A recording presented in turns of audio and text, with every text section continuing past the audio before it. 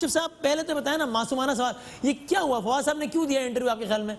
यानी ये कोई माहौल बन रहा है हुकूमत के खिलाफ, उसका हिस्सा बन गए फवाद साहब, या वो जाती तौर पर चूंकि मायूस है मुख्तलिफ वजूहात की बिना पर वो एक मायूसी से भरा इंटरव्यू था, क्या था? नहीं देखिए, मुझे ये लगता है कि फवाद चौधरी साहब वैसे भी बात करते हैं, कोई नई बात तो नहीं। फवाद चौधरी का बोलना कोई नई बात नहीं। हाँ, सही है। चाहे वो सारे में बोले, चाहे वो अपनी पार्टी की परफॉर्मेंस के बारे में बोले, सही है। तो फवाद चौधरी की बात करना कोई नई बात नहीं है। सही है। तो प्रॉब्लली जो नई चीज है इसमें वो एडमिशन है कि हमसे वो कुछ हुआ नहीं, वो तब्दीली नहीं ला सके जो तब्दीली तहरीक इंसाफ इसका वादा करके आई थी। हाँ। और दूसरा वो उन्होंने जो अंदरूनी लड़ाई की बात की, देखे तहरीक इंसाफ के अंदर हमेशा से 2-3 बड़े तगड़े ग्रुप्स रहे। सही है। इमरान खान साहब के नीचे एक तरफ जहांगीर तरीन साहब होते थे और एक तरफ शाह महमूद कुरैशी साहब। हाँ। सो इन दोनों ग्रुप्स के इर्द गिर्द ज्यादा पॉलिटिकल जो क्लास थी इनकी घूमती थी। फवाद चौधरी साहब for the longest time Jahangir तरीन साहब के बहुत करीब तर रहे हैं। हाँ। अब जहांगीर तरीन साहब की पॉलिटिक्स में मुझे लगता है कि सबको नजर आ गया तहरीक इंसाफ में कि जहांगीर तरीन साहब अब तहरीक इंसाफ की सियासत में बहुत मुश्किल है उनका कमबैक करना। सही है।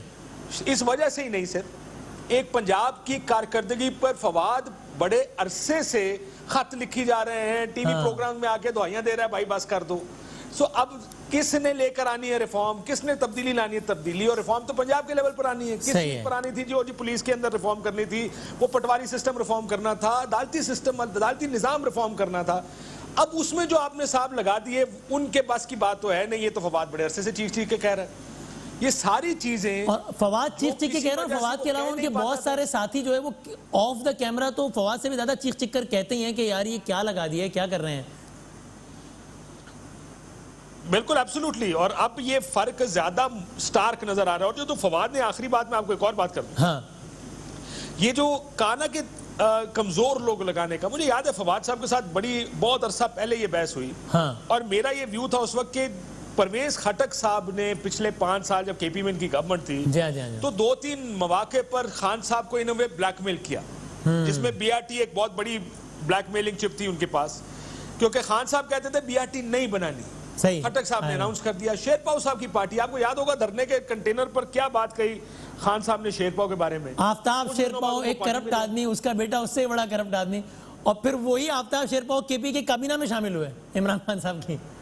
और उस पर खान साहब ने जब कहा कि ये क्या किया, मैंने कंटेनर पे क्या कहा, या हमारी पार्टी पोजीशन क्या थी, तो उस पर परवेज खटक ने कहा कि या तो ये है या मैं जा रहा हूं। और उस वक्त क्योंकि शरीयत भी ज्यादा नहीं थी खैबर पख्तूनख्वा में, हाँ। तो इमरान खान साहब ब्लैकमेल हो गए। सो उनको लगा ये कि अगर पार्टी का विजन होगा, साथ चलाने वाले मैं लगाऊंगा, तो कमजोर आदमी चल जाएंगे। सही है।